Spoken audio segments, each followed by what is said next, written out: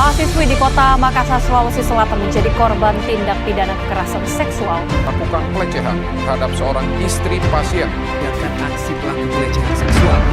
Jadi korban pelecehan seksual melakukan pelecehan seksual. 2.739 kasus kekerasan seksual terhadap anak. Sering kali kita temui berita mengenai pelecehan seksual di televisi, artikel, maupun di media sosial. Bahkan kita bisa menemui komentar yang melecehkan seseorang di media sosial. Kakak malas ya aku ya. Bisa nggak sih sehari itu aja gak usah ada kayak berita tentang pelecehan seksual gitu. Kalian tahu nggak sih pelecehan seksual itu apa? Tahu nggak? Kalau kalian tahu bisa ya diam. Jadi teman-teman, menurut aku itu yang pertama untuk pengertian pelecehan seksual. Pelecehan seksual itu merupakan tindakan atau perilaku-perilaku yang dilakukan oleh seseorang atau kelompok yang dalam hal ini itu berkonotasi ke dalam adalah seksual yang dilakukan kepada orang lain, dan hal itu juga berdampak negatif terhadap korban pelecehan seksual. Seperti misalnya korbannya itu bisa merasa malu, terus juga merasa trauma dan lain sebagainya. Menurutku pelecehan seksual itu ketika seseorang melakukan sesuatu yang berbau seksual tapi tidak sesuai dengan kemauan kita atau kehendak kita. Pelecehan seksual menurutku adalah ketika seorang melakukan sesuatu yang tidak disetujui orang lain dalam bentuk seksual. Pelecehan seksual adalah tindakan yang tidak diinginkan dari seseorang karena menyangkut hal pribadi. Oke, jadi menurut aku persepsi aku mengenai pelecehan seksual yaitu tindakan yang dapat merugikan seseorang, entah itu laki-laki atau perempuan. Definisi pelecehan seksual menurut saya yaitu tindakan atau perilaku yang tidak pantas dan dikarenakan terpaksa oleh suatu belah pihak. Menurut aku sendiri, pelecehan seksual merupakan suatu tindakan yang dapat menimbulkan rasa trauma pada orang lain yang berhubungan dengan seksual. Jadi, apa saja jenis-jenis dari pelecehan seksual tersebut? Untuk jenis-jenis dari pelecehan seksual itu ada pelecehan fisik dan juga pelecehan secara lisan. Nah, untuk pelecehan fisiknya itu seperti ada mencium, terus mencubit, misal kayak merangsang di bagian leher gitu, dan lain sebagainya. Dan untuk yang pelecehan secara lisan, yang verbal, itu misal kayak catcalling. Misal contohnya ya QQ gitu, dan lain sebagainya. Nah, terus contohnya ya kayak misal body shaming itu juga termasuk pelecehan seksual ya teman-teman. Jadi seperti itu ya. Jadi kita tuh harus bisa bisa menjaga lisan kita agar lisan kita itu tidak menyakiti hati orang lain. Seperti itu. Tindakan tersebut bisa berbentuk verbal dan juga non verbal. Nah, verbal ini contohnya seperti fisik. Jadi misal towel gitu. Nah, sedangkan non verbalnya itu seperti catcalling, Q cewek, Q cowok, itu juga termasuk sebagai pelecehan seksual.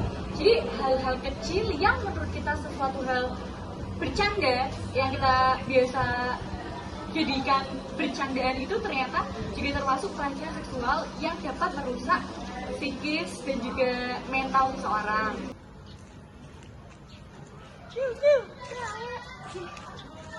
Pelecehan seksual adalah tindakan tidak pantas yang melibatkan eksploitasi seksual terhadap seseorang tanpa persetujuan mereka. Dampak dari pelecehan seksual untuk korban bisa sangat merusak. Lalu, apa saja dampak dari pelecehan seksual pada korban?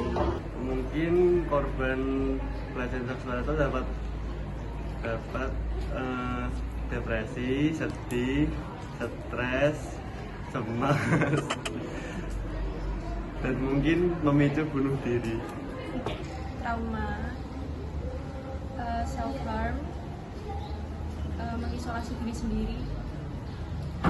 Terima kasih.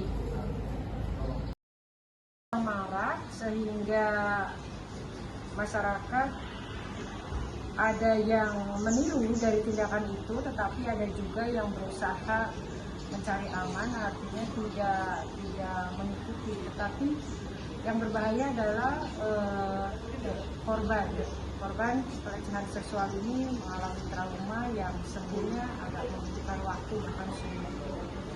Sehingga kalau ini kita bahas, menurut saya akan mencari solusi terbaik agar pelecehan seksual dan tindak kekerasan itu dapat dihentikan, terutama yang terjadi pada anak dan kaum perempuan.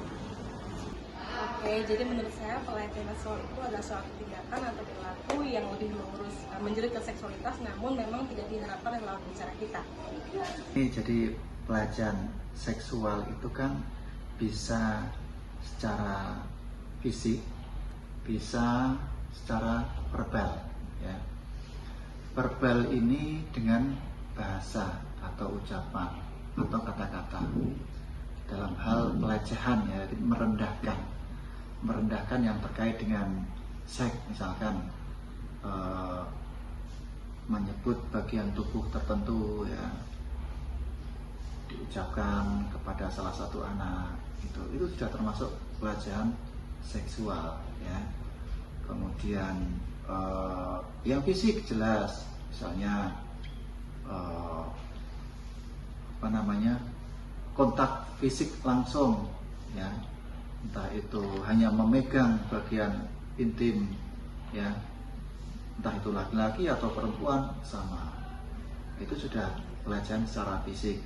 Nah, yang lebih berat dari itu ya lebih banyak lagi, itu yang tadi saya ceritakan, yang ringan-ringan. Nah, ini sudah tentu melanggar hukum maupun norma-norma yang berlaku di masyarakat, ya.